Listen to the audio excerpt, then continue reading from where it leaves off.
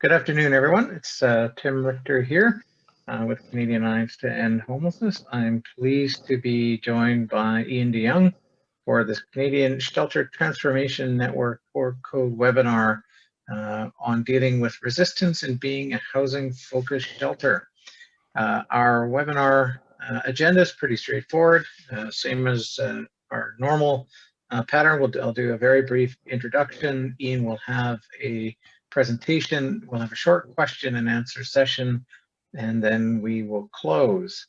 A couple of housekeeping items. Everyone is muted. We have quite a few people on the call. If we don't mute everybody, we would hear traffic noise or dogs, cats, or children from all over the country, which is great, but a little distracting. We're going to have a Q&A session, but because everyone is muted, please use the Q&A tab to ask questions, and feel free to use the chat function to share comments or speak with other participants.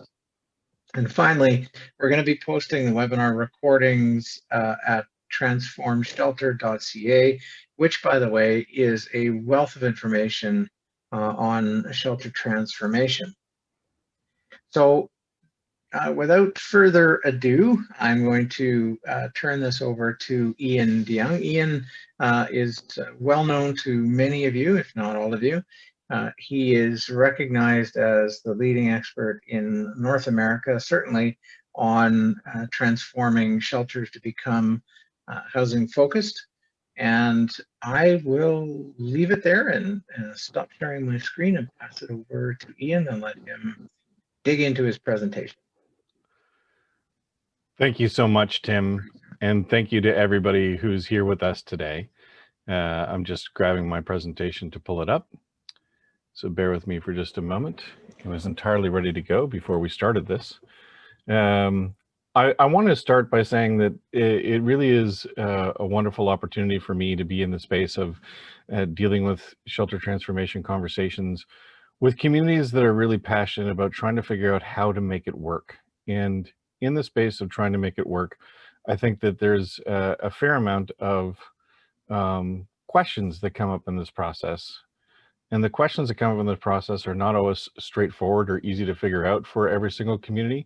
What I want to do today, just as I'm pulling it up, the presentation, is to make sure that we deal with those specific questions and comments that people have at the end.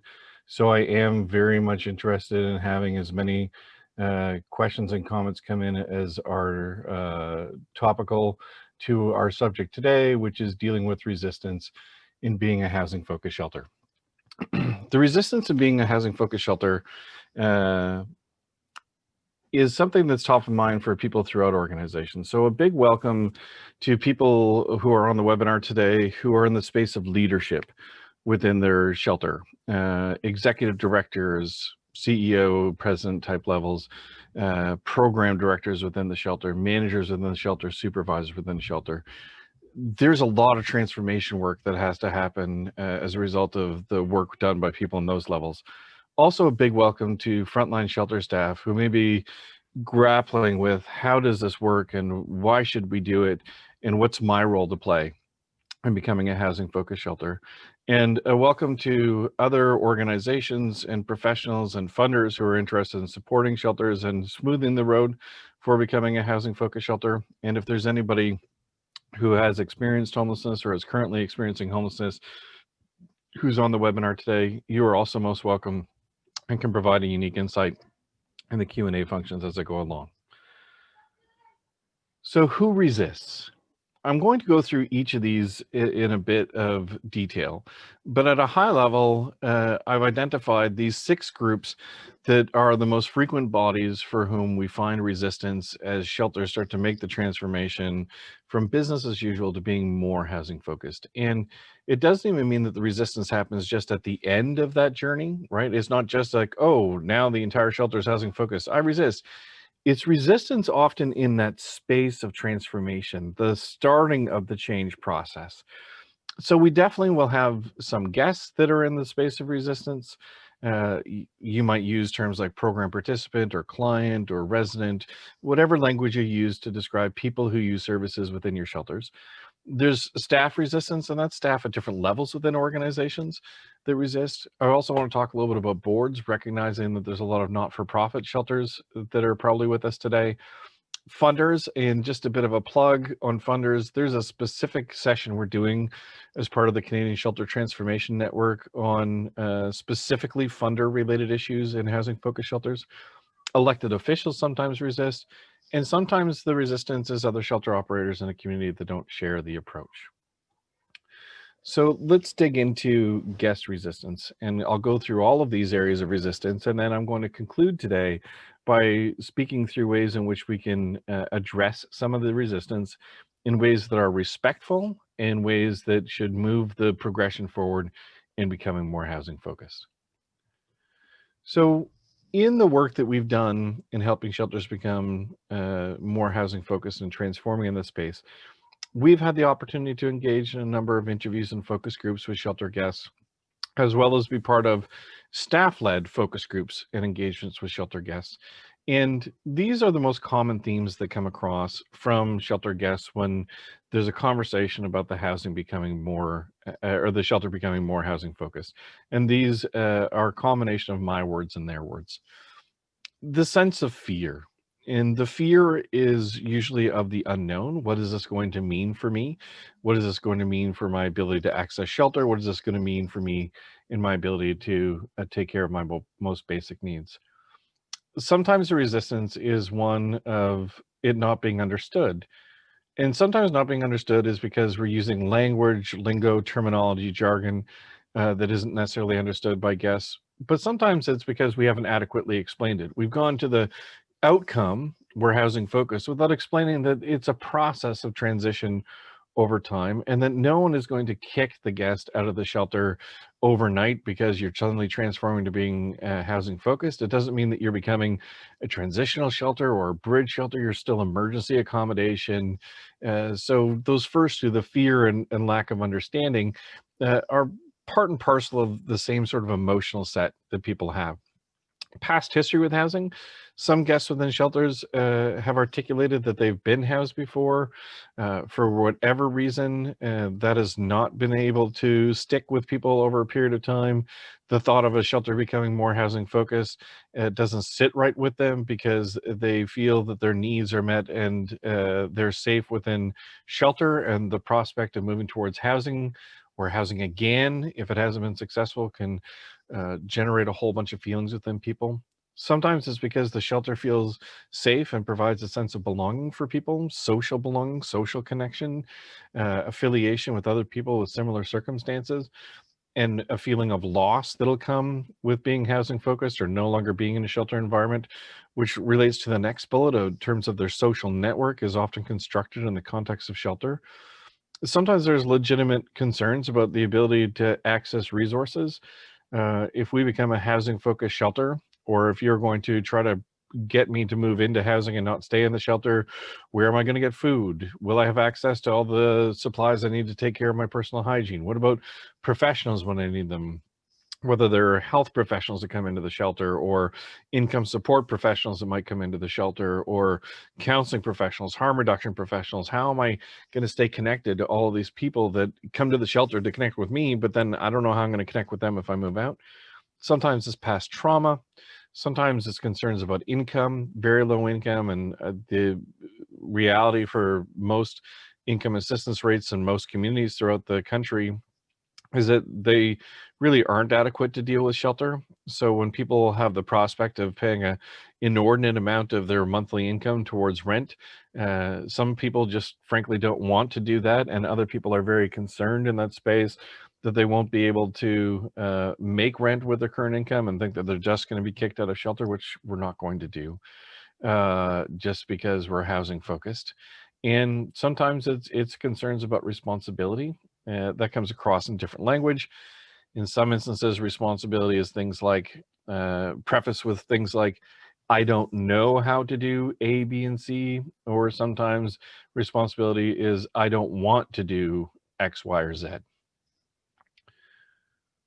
Within staff resistance, we see some of the same things that we see in guests, starting with fear and it isn't understood or hasn't been adequately explained. some conversations that I've been part of in shelters that start to have conversations about becoming more housing focused, the initial reaction of staff is, "Oh, we're all going to lose our jobs." Instead of seeing it as a transformation that the entire organization is going to go through, there has been some concerns that have been raised that says, if we become housing focused and I'm not a housing worker, I'm a shelter worker, that means you don't need me anymore. That's not in fact true. I can't think of one shelter transformation that has started with the premise of fire everybody and let's just hire housing workers. In almost all instances, there is work towards helping existing staff become more housing focused.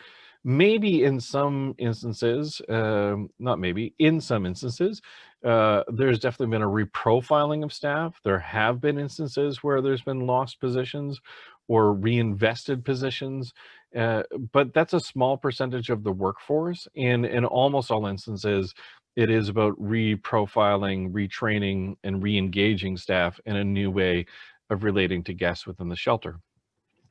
With job change and the fear of job loss comes a fair amount of anxiety.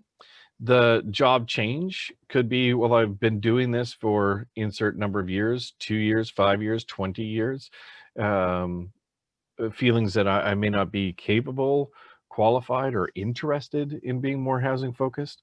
Sometimes in the job change, what we see are challenges that people see in making that transition. So I've heard it expressed to me, for example, my job is already hard. This is going to make it harder, as opposed to my job is already hard. And if we focus on housing, that might actually make some aspects of my job easier, might make other aspects of your job more difficult. But just as this overwhelming feeling that it's all going to be doom and gloom. Sometimes the resistance comes about with different expectations. And where I see a lot of that expectation issues is the amount of time that we look to see invested between staff and guests within the shelter, and specifically having those engagements oriented towards housing conversations as part of the interaction, and people resisting that and thinking, well, if I am, for example, handing out supplies for people to take care of their hygiene needs, why would I be expected to have a conversation with regard to housing with anybody? Or different expectations around, we want to have those really intensive conversations with first time shelter users the first morning after the first night that they've been in shelter, and people start to say, well, I don't have time for that, or I don't know how that would fit into the workflow. Insufficiently trained. That's a real concern for many organizations that go down this road. That's why I was so excited to be part of this webinar series, and because also why I find it so enriching in my life to be part of the Canadian Shelter Transformation Network, to continue to provide training in the space so that people don't see that as a reason to resist becoming more housing focused. Some staff, quite frankly, don't believe in housing or don't believe that there's any housing possibilities within the market within which they live. So they see it as impossible to achieve. Meanwhile, we continue to grab proof points of different shelters throughout the country that have made or are making the transformation towards being more housing focused. And they are housing phenomenal rates of people, even during the pandemic. Sometimes those specific shelters are outperforming the rest of coordinated access. So, you can provide those counterpoints and proof points to say, yes, it is possible for shelters to house in this space and to do really good work, but you still might have some staff to say, I don't see this working. Some staff, their personal identity or their professional identity is linked into helping people in shelter without a focus on housing, and have come to accept that they'll see some of the same people day after day after day after day. A lot of relationships are formed in that space, even relationships with very good boundaries that are collegial and respectful. There can be a concern that some staff express around, Johnny is always helpful at taking out the trash after meals, and Sally is always helpful with making sure that we clean up the floors perfectly, and Dave always shovels the walk, or whatever the case may be. And they start to say, Well, if those people are housed, how am I going to, manage? I'm going to deal with a whole bunch of strangers. And there's a sense of loss that comes with that. And for lack of a better word, responsibility. There are some staff, they're few, but we've encountered them in this process, who don't want to enter in the space of feeling responsible for helping guests access housing. Within the space of boards, the starting point when I've been asked to make presentations to boards around housing focused shelter uh, tend to gravitate towards these specific concerns. And when the start of the presentation, it's usually misunderstanding. The misunderstanding is that we're going to build upon the strengths of the organization to become more housing focused. We are going to orient our work towards solutions. But yes, you're still emergency accommodation. Yes, you're still going to be there for people in their time of need. Yes, you're still going to be focused on making sure people have access to a bed safely within the COVID context, of course. No, we're not going to deny people access to service for the very reason that they say, well, I just don't want anything to do with housing. And that's a process where we work with people over time if they are resisting moving towards housing. Some boards have said, we didn't plan for this. It's not part of our strategic plan. We didn't lay out for it. So this seems to be a new concept. And you can usually work through that with them and align to other strategic policies, or have that kind of sober second thought moment to say, is it possible that your strategic plan isn't aligned with what's actually in the best interest of the people that you serve? And those are delicate but important conversations. Sometimes the real capacity that comes out from the board is I agree with the idea, they'll say. I just don't know if we have the staffing or the money or the time. These are all capacity features to do it well. Some fear losing their funding if we become housing focused, and X government body provides the lion's share of our funding, and we lose that funding, we're not going to be sustainable. So there's usually some questions that people on the board have around how have funders felt about this. Do we have their seal of approval? Is it okay to move forward in this direction? Which are fair and good questions. There can be concerns from boards around staff retention. If we move in this direction to be housing focused and our staff aren't on board, we're going to lose some of our most seasoned staff, and we're going to have difficulties maintaining just bare operational levels. We won't even have a chance to become housing focused. And I think a lot of the staff retention conversations that I've heard boards have really are with regard to the more tenured staff, the people that have been there longer, and especially some people in leadership positions in the organization, where they're concerned about that upheaval and the impact it'll have on the stability of the organization. There are other instances related to these last two bullets where boards say, you know what, I'm sold. We should definitely do this. This absolutely makes the most sense for the people we serve, and it makes most of the sense for our organization right now. But how do we make sure people understand what we do? Because if people don't understand what we do, we're going to lose revenue. We're going to lose community connections. We're going to lose some of the influence that we have. And secondly, I don't know if people are going to recognize our organization if we make this change. And for organizations that might have spent 20, 50, 100 years in their evolution over time, they probably have already gone through some changes in identity over time, but never lost the core fiber of their values and principles and mission over that period of time. If they can't see how being housing focused relates to their mission, their values, it's really difficult for them to see how it's possible if they think they're losing part of that identity. In funder resistance, as I said, whole webinar on funders coming up, and not just related to funders resistance, the emphasis on what funders need to know. But this starts also from a place of misunderstanding. And this usually comes into, if you become housing focused, what about all the other people who, and I've heard this phrase, just need shelter? And we need to be really clear that being a housing focused shelter allows for providing shelter access for people who might need shelter for a short period of time and then re-enter housing, or reunite with family or friends when it's safe and appropriate to do so. So they think it immediately comes in reductions of services, which causes all sorts of concerns.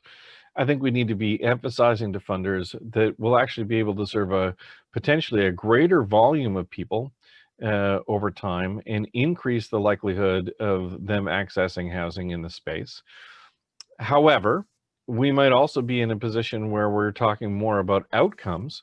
What difference did our work make in the shelter and helping people access housing, and less about outputs? And if you're not familiar with these two concepts, because they get used a lot, outputs would be things like the total number of people that use your services, unduplicated, unique individuals that use services, or bed nights. That's another frequently used one. Or we might look at outputs that are directly related to meals provided in the shelter or transportation assistance to the shelter.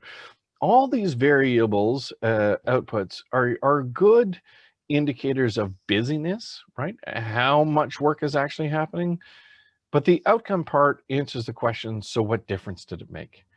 And that's where, when in a housing focused shelter, the orientation becomes more around not just, I shouldn't say more around, becomes not just heads on beds and bed nights, and not just about things like provision of meals or access to laundry or any of those indicators of busyness in the work. It emphasizes, however, that as a result of engagement with your shelter, many people, and whatever volume of people that is, were able to end their homelessness. And so really recrafting the narrative for some people who are in that kind of funding space, that this is about what difference did it make, how many people do we actually get out of homelessness, and less about how many different people we served. It can be difficult because for many years, when funders were engaged with service providers, the mantra was always more, more, more, right? If you did 5,000 bed nights this year, can you do 5,500 next year? As opposed to, well, if you serve that many people, how many people's homelessness can you end? We may also need to invest in supports and housing. This can be a bit of a red flag for funders. It usually is coming with a really well-intentioned reason why they need to go down that road, which is, if we are housing people out of shelter, especially assisting some people that have moderate to higher needs or complexities, or whatever language you want to use to describe that type of individual or couple or family, they may benefit, and oftentimes will benefit, from customized person-centered supports to assist them with maintaining housing and community. And when we talk about being housing focused and we don't talk about supports, the concern, perhaps rightly by some funders, is we're going to house a whole bunch of people who are just going to return to homelessness. So there can be a pressure point with funders that they have to look long and hard at everything that they're already funding and make a determination of whether or not it makes sense to continue to fund those things in the same way.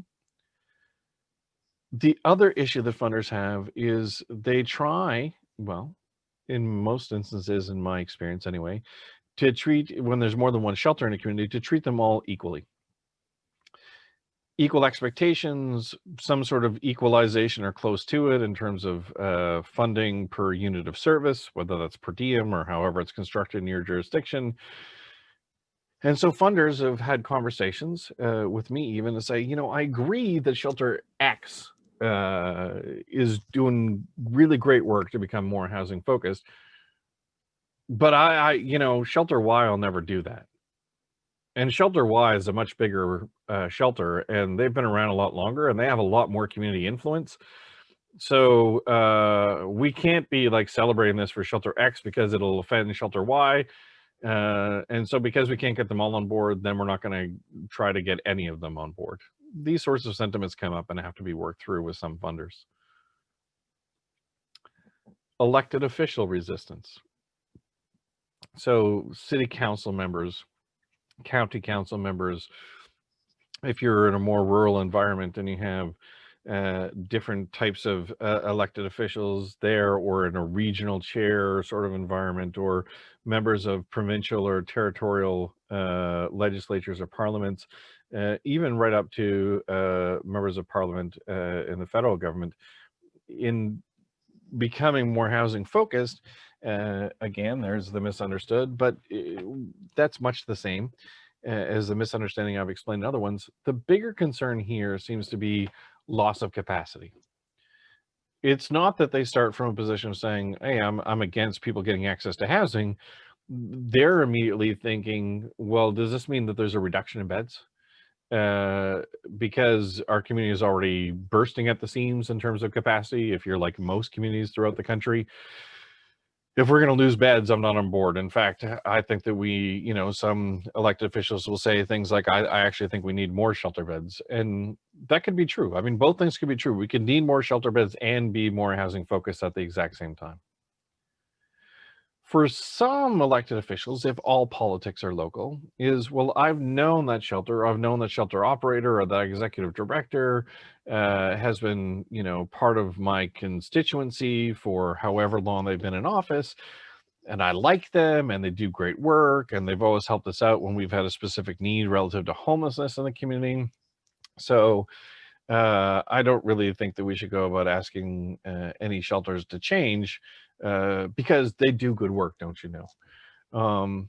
Sometimes when you talk about being housing focused, they get all concerned until they realize that you're talking not necessarily about just taking a shelter and turning it into housing, because that's not what this is about, but that you're going to take people from shelter and you're going to integrate them throughout the community, different apartment buildings in different neighborhoods, and maybe a basement apartment here and a low rise over there and a high rise over there. And then sometimes elected officials are like, whoa, whoa, whoa. It's the same sort of sentiment you might hear other community members make in a kind of a NIMBYist claim, but it's couched in political speak, which really about like, well, what do you mean people are going to integrate into different buildings and neighborhoods? I'm going to deal with a lot of backlash from my constituency. This doesn't sound like a great idea. Sometimes couched with, it was hard enough to get the shelter located here and to get all the approvals and to deal with the community impact. I don't want to also have to deal with community impacts of people leaving shelter and being integrated.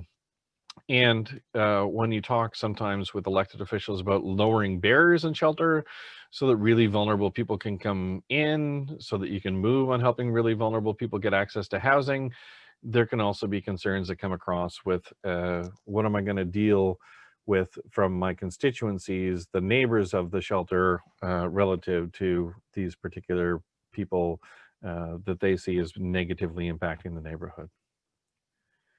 And then other shelter operators. This conversation, I think, is one that in some communities we're overdue having. Now is the right time in a few other communities, and there's probably some other communities where we're not quite there yet. But it's getting a collection of shelter providers together, if your community has more than one shelter, and start to talk about their service philosophy. What are their different fundamental beliefs? Do they believe in being housing focused? Do they not believe in being housing focused? Do they believe in having lots of programming in shelters and seeing shelters as a place of rehabilitation and healing? Or do they see shelters as a process of moving people through and into housing with appropriate supports? Another way of looking at this that I've used with shelter providers and bringing them around the table is to ask the question, what problem does your shelter solve? And distinguishing that from what does your shelter do? I mean, I know what shelters do. What problem does it actually solve, or problems does it actually solve, is a bit deeper question that gets us to this place of service philosophy. And when you have one shelter that's trying to be housing focused, or a couple of shelters trying to be housing focused in the community, and you've got other shelters that aren't as on board in the community, there can be these tensions that exist between service providers. And instead of saying, like, how do we move forward so that we can have a diverse range of services potentially, it often descends into, well, I'm right, you're wrong. We've been doing this for 30 years. You've been housing focused for a hot second. Can't possibly be equivocal. Sometimes the reason being is fears of capacity, that A shelter that is not housing focused will have to bear more of the load, and sometimes even funding models incentivize heads on beds, depending on where you're at in the country. Sometimes if you try to get a shelter that is not on board with being housing focused to come on board, they'll explain it under the guise of staffing, right? Just can't do it from a staffing perspective. Or that's not how we operate. We are a community model where our guests all have roles and responsibilities when we're here. And it's another way of saying that shelter operations are intrinsically linked with the presence of people to do some labor. Or my favorite when it comes to resisting change, we can't possibly become housing focused because we've always done it different. We've always done it this way. We can't possibly do it that way. Probably the biggest barrier in dealing with change, or the most dangerous words, is well, we've always done it that way. So perhaps more importantly than naming the resistance, although I do think it's helpful from a planning perspective to know where that resistance is likely going to lie within which groups of people, we really have to work through a process of how we deal with resistance, and that we see resistance as a very natural reaction to something that is not understood or to which something doesn't align to personal values. It's not right or wrong. It's not that one person is better or one shelter is better than another shelter. It's that we need to hold these spaces of positive tension to have conversations about resistance.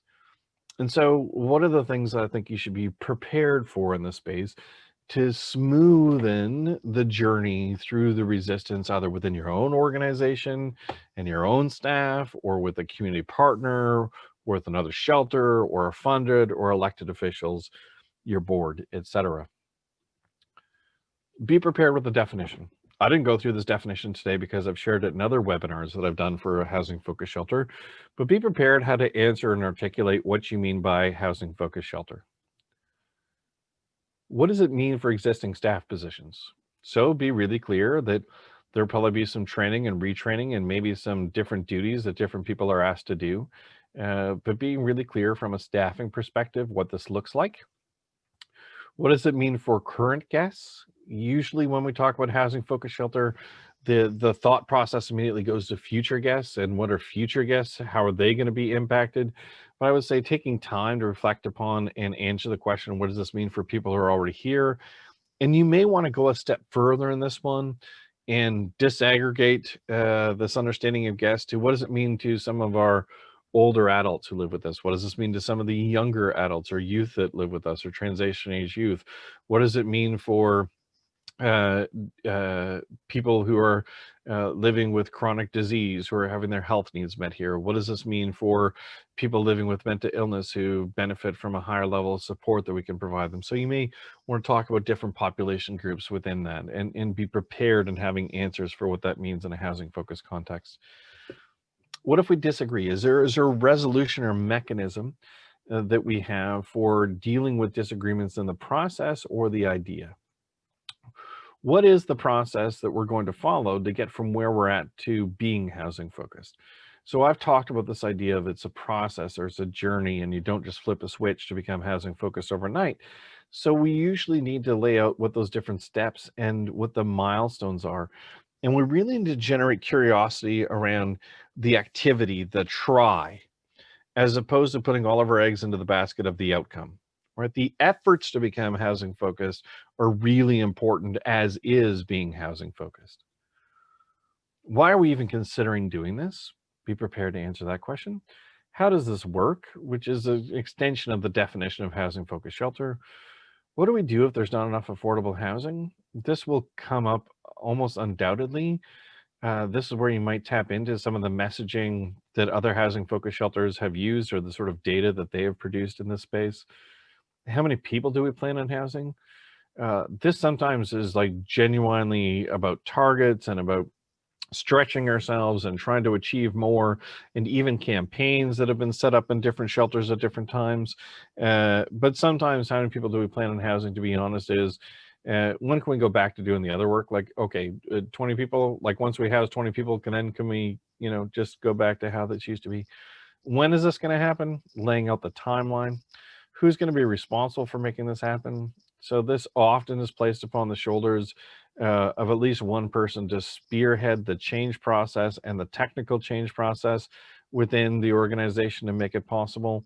This usually is at a very high level within the organization, but then there's a number of different people, different frontline staff, different supervisory staff that are probably going to have responsibilities for making this occur. Who, if anybody, is going to help us? So is there a peer organization, another shelter that's going to come in? Is the funder going to help us? Do we get some additional resources for a period of time? Who's going to pay for all this? Even though you can usually do within existing resources, there are times, especially some of those conversations I've had with boards and elected officials around who pays. And this other question comes up sometimes, like, which people are we going to house first? Where's the emphasis? So you might want to consider, in preparation for how we go about addressing resistance, to develop some shared principles first. And you can come up with more questions. I just put these 5 as ones that I have used to stimulate conversation and dialogue within shelters that want to become housing focused. And it's not about just trying to determine rights and wrongs.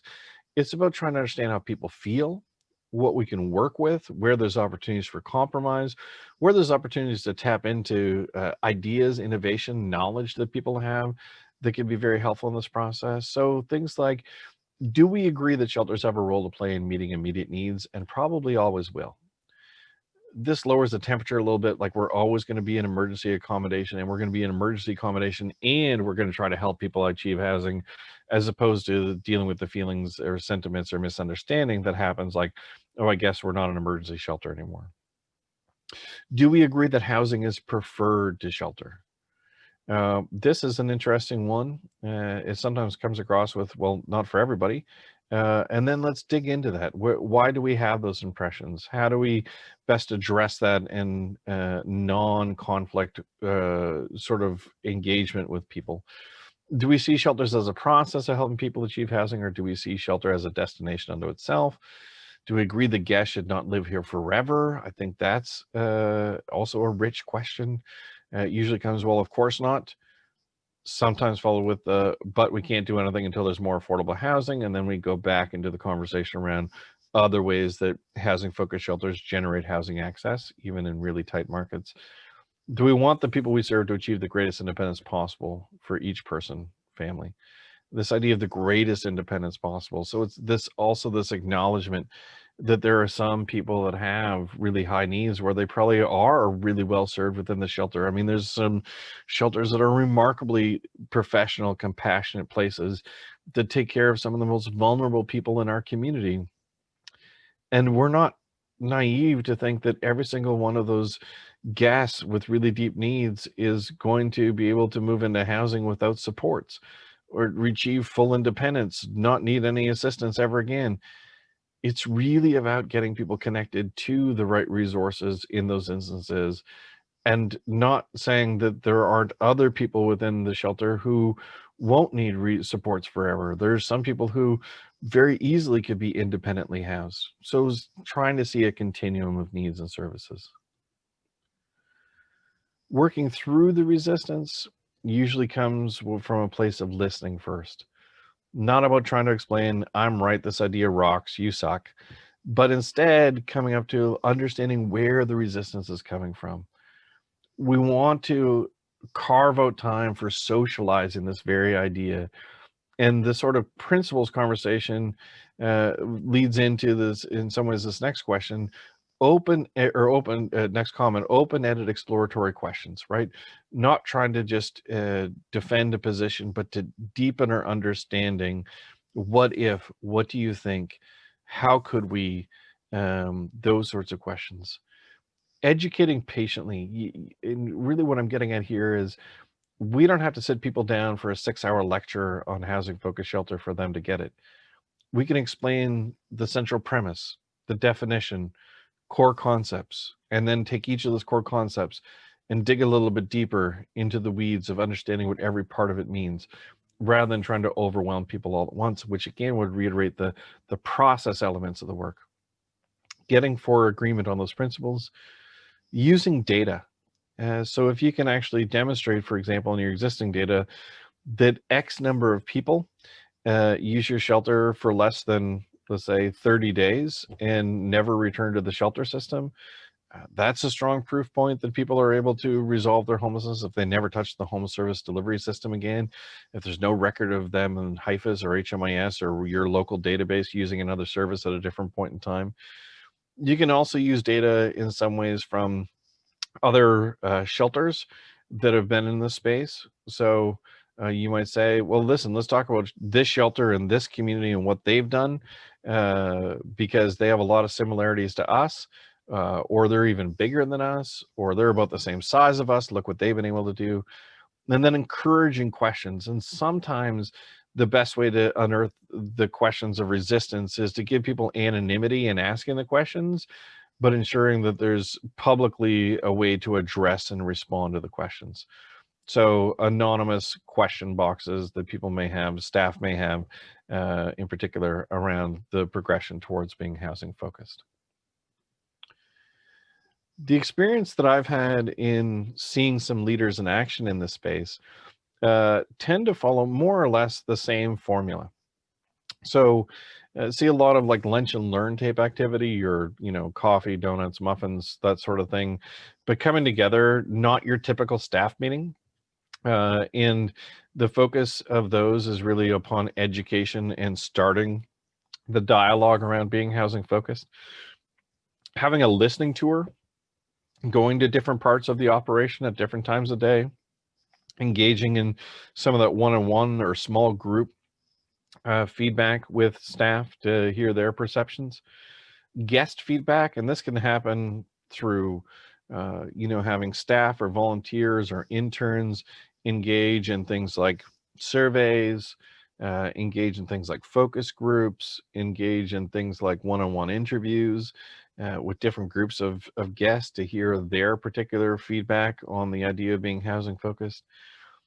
Trying to work on getting buy-in across a leadership team, so the leaders in this space frequently pull together their leadership team to sort out their issues that they have from a leadership and a management perspective in the space of becoming housing focused. So there's a unified face of how we're moving forward in the space, but also a lot of the potential issues have been thought through and resolved prior to getting to a place where the leadership team is descending in. And we really need to make sure that there is unity and consistency in that place. If we start to have an unraveling with different supervisors, for example, not believing in being housing focused and sharing with their staff teams that they don't believe in being housing focused, the movement towards housing focus slows down and even stops in some instances.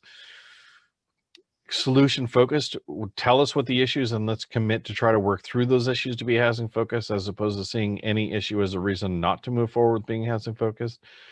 Clarifying that vision, and that vision sometimes has changed in the context of being housing focused or becomes re-energized, right? You start to see language emerge around helping people achieve home or housing or safely exit from shelter, those sorts of things. Developing the strategies from that leadership perspective, it's one thing to have a vision, something separate and apart to have the strategies. What are all the different pieces of the puzzle that need to be connected in the right order to achieve success? And then being transparent in a timeline for change. As I think I've shared in previous webinars that we've done, it's not uncommon for the transformation of being housing focused to take 12 to 18 months.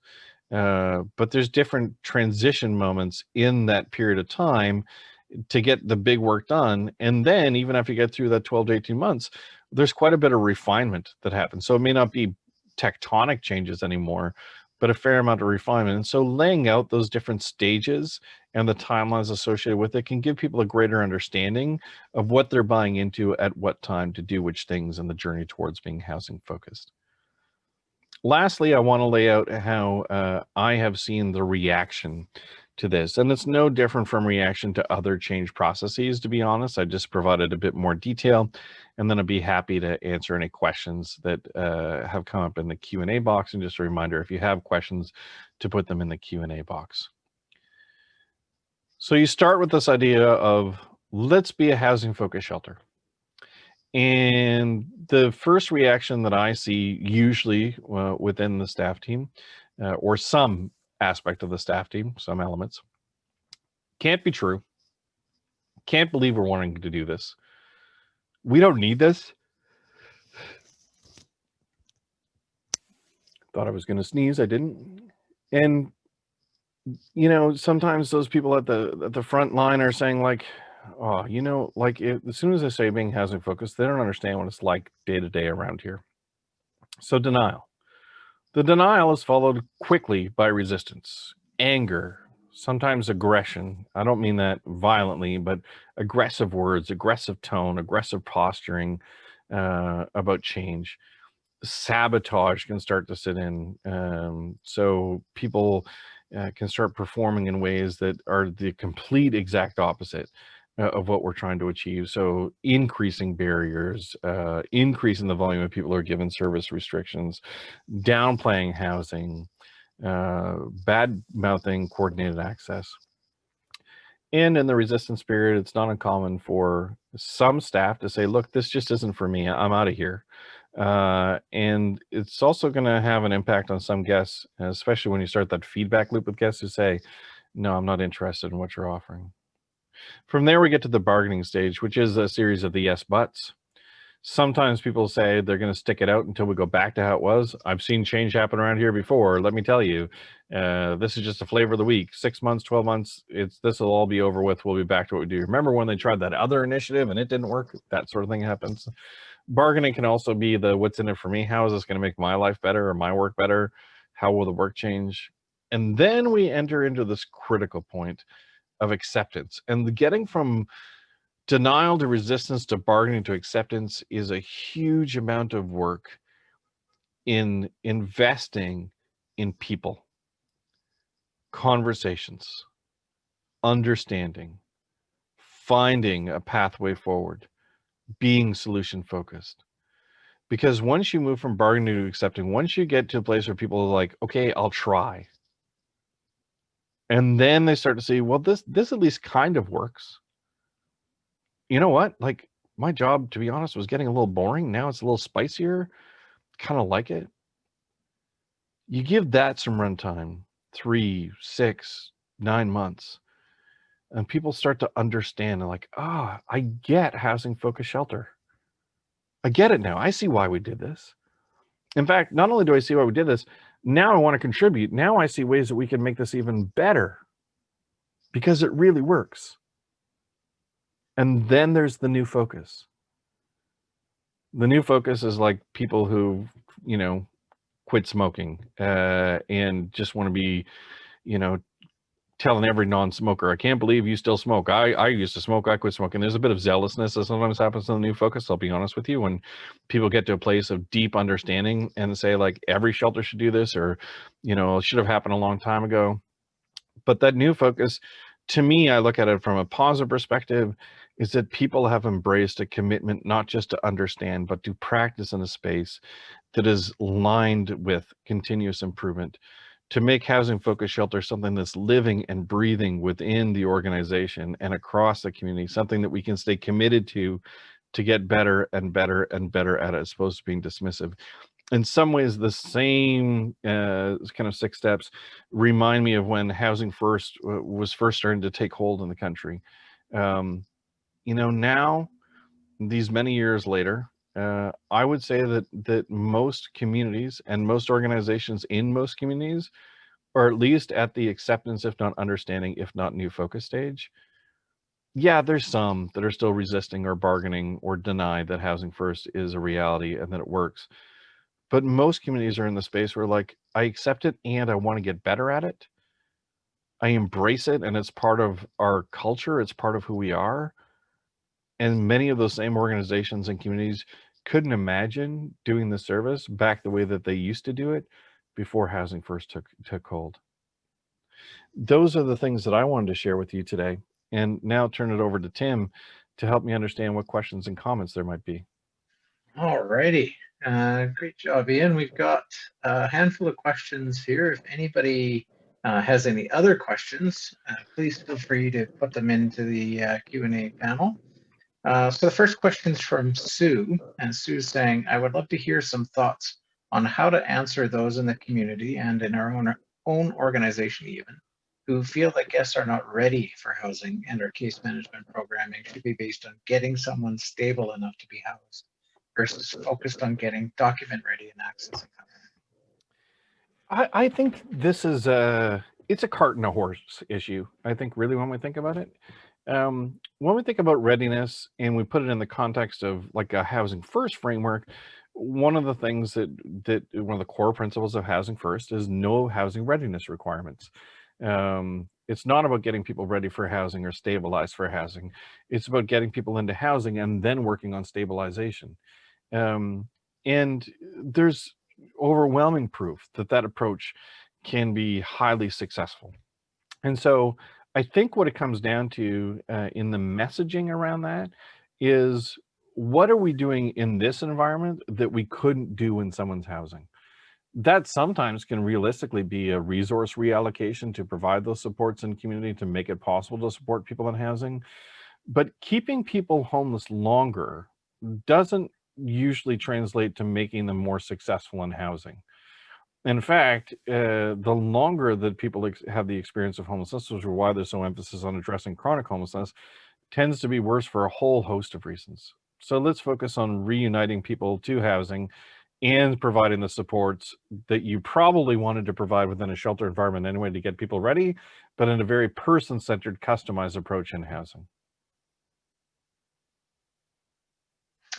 All right. Question from Jody. A great question on domestic violence shelters.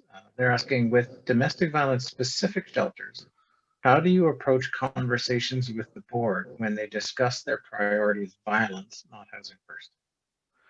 Right. I think this is a really fantastic question that I, to be honest, am still learning in the space within. And I'm learning from domestic violence shelters, violence against women, in particular, shelters and spaces that have started to enter into the space of being more aligned to housing first, and the transition work that they have had to do with their boards. And it really, what I've taken away, and again, just to be entirely frank, I'm still learning in the space, but the biggest takeaway from me thus far from leaders in that space is that we can be a yes and, not a yes but. Yes, we can respond to safety concerns and matters of violence and help people access housing safely and be supported, as opposed to yes, but yes, we need to deal with the violence, but we can't do anything about housing. And I think in some communities that I've learned from, they're shifting the paradigm and working with that board and seeing access to housing with supports as a strategy for some that can be very safe and appropriate. So I think there's more learning to do in that space. I thank you for the question. Yeah, that's a great point. Some of the work I've done with Housing First in the domestic violence world, one of the um, one sort of guiding principles is to talk to the people in the system, find out what exactly it is they want, and let that kind of be the guide. Violence for sure is absolutely going to be a factor. Working backward from the people in the shelter. Um, Question from Tracy in Happy Valley Goose Bay. They're asking, many agencies becoming interested in harm reduction approaches. However, feel few have the capacity, especially staff training. Being an urban hub for Inuit and Innu, especially who are overrepresented in this homeless population, and also rural and remote, our resources are strapped and so expensive to live here. Any suggestions? Oh, there's so many layers to that question. It's such a good question. You know, I always start with a position of not just cultural competency, but cultural safety. And I think that's the place, based upon the population that we're talking about, of kind of leaning into to understand what is the actual housing aim and objective. And I think this is getting at your point, Tim, that you're also making around some of the housing first in the DV world. What's the housing objective and how to stay true to the guests that we're working with? And in the space of harm reduction, you know, I have always said that housing in itself can be a form of harm reduction for people that would otherwise be unsheltered, or people that otherwise might be in shelter situations that are not overly favorable for them over time. On the cost of housing thing, I mean, I don't think there's any easy fix, especially for rural and remote parts of the country. Uh, that have very limited housing stock. I don't think there's the same options as you might have in an urban or suburban environment in parts of the country, but that doesn't mean you can't do anything. And some of the work that we're engaged in now is really starting to have community conversations around what does prioritization look like for housing, and how do we kind of flip the script from my words that I'm going to use to describe, certainly not the questioner's words, but deserving and undeserving. I mean, we don't want to be in a tight market where we look at deserving and undeserving, but rather we look at depth of need and availability of supports in a way that is going to be appropriate for the population to be served. And that might lead to some very tough choices around with whom within the shelter population do we put most of our efforts towards housing at this period of time. But doing it in such a way that's transparent and fair for community partners to also understand why those decisions are being made. It's not first come, first served. It's not who we like the most. It's not who we magically think will be the most successful. There's a number of other variables, which is one of the key aspects of coordinated access that I would encourage all communities to lean into, is the transparent and fair prioritization guidelines for access to housing. Jody is asking, can you speak more to how to approach conversations with leaders surrounding there not being enough affordable housing? So I'll preface this by saying I agree that there's not enough affordable housing and that we need more, and that's why we, need efforts like Recovery for All, which I support. So to me, this is also a yes and. Yes, we need more affordable housing, and we have to try to demonstrate that we've leveraged every available opportunity in the present. And I've spoken of these strategies a few other times, but let me just hit them at a highlight level. One is for housing programs outside of shelter, how are they accessing housing? How are they making it work? Not just through coordinated access, but also times independent of coordinated access. And I don't mean side doors. I mean people who have economic or personal means to be able to access housing. And this is especially, though not exclusively, true for people who have some sort of disability income, where they may be able to access housing in the private market in the community. That's option one. Option two, which is a longer term strategy, but a critically important one, is to analyze your existing data relative to income assistance. And what you'll find is that most people on income assistance of any sort are housed, and you can start to do a bit of analysis to understand what volume of people does that represent, what sort of neighborhoods does that represent. So you're kind of using it as a bit of a mining exercise to be able to do the second part of that, which is to go to those communities where lower income people are living and not living in social housing, and have the conversation with existing low income tenants, which goes, obviously paraphrasing, but how did you find housing without me? So we better understand how low-income people continue to stay housed almost all the time, because that's what we need to replicate. They are the experts in this space, those who stay housed and have the same source of income and many of the same life issues as people who experience homelessness. So using them and leveraging their expertise in the community. And then the third thing I'll say is being really selective around what are the strategies we can put in place that make sense in our community to expand our availability of housing stocks, which don't put all the eggs in the basket of new bricks and mortar development, and instead look at everything from local portable rent supplements to motel acquisition and conversion to reprofiling transitional housing and an assortment of other strategies. Okay. Question from David. Are there models where you were both housing focused and operate a drop-in center for former residents for that important social connection and piece? Many of our clients, he says, continue to identify with those in the homeless population as their social circle. I don't think that there's anything that would prevent that from happening. I don't think it would generate confusion in terms of what's being able to be done. I think that there's a lot of people who are housed who continue to use some sort of day service, whether that's a drop-in service or a food security program or related services after they're housed. The co-location within the shelter, I think, could be appropriate so long as people also see opportunities for meaningful daily activity outside of that environment as well. So it's really choice driven as opposed to I have no choice and I must do this.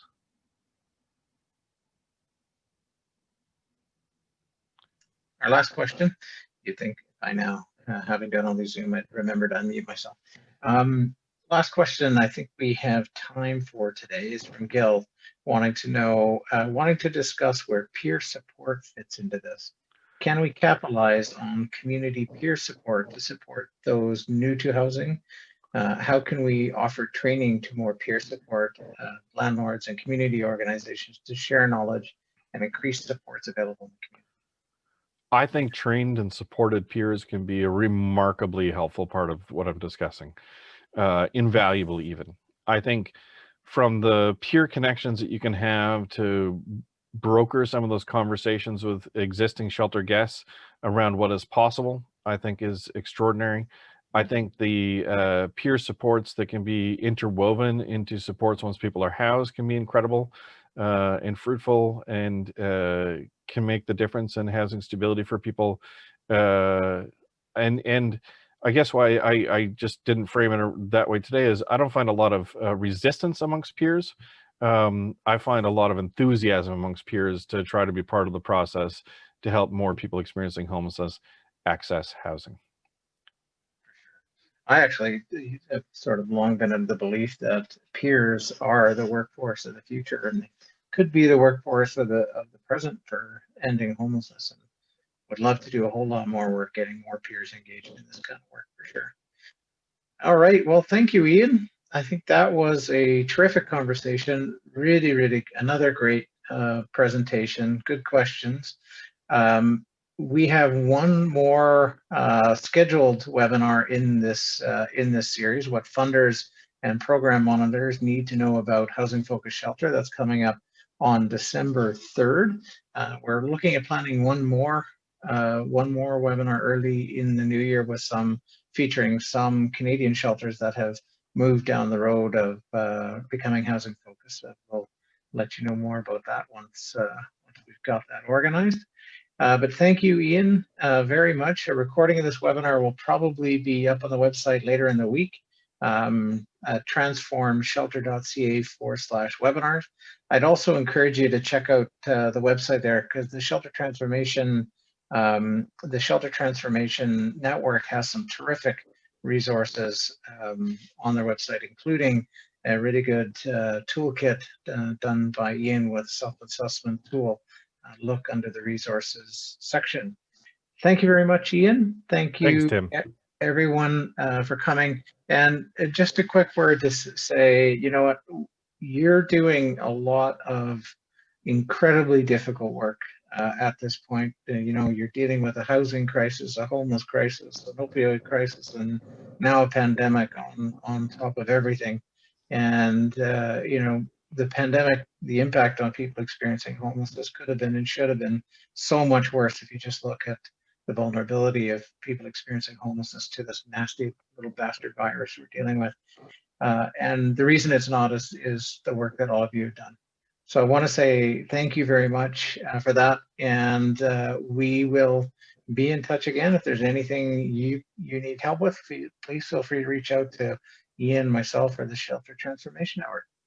Thank you all. Have a great day.